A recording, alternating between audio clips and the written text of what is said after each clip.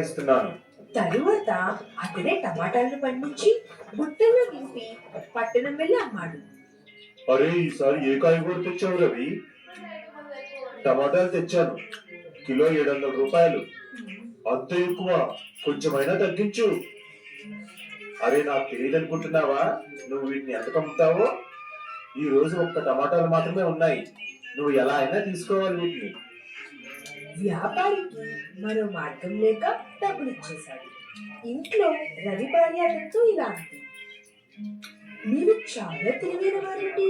రైతులందరికీ టమాటాలు పండించవద్దని చెప్పి మీరు మాత్రం బాగా సంపాదించారు. ఒక మహిళ కిటికీలోంచి ఇదంతా చూస్తుంది. ఆమె వెళ్లి రైతులందరికీ జరిగింది చెప్తుంది. అరే, వినండి వినండి అందరూ, రవి మనల్ని అందరినీ మోసం చేస్తున్నాడు. మనల్ని టమాటాలు పండించవద్దని చెప్పి తాను మాత్రం వెళ్ళి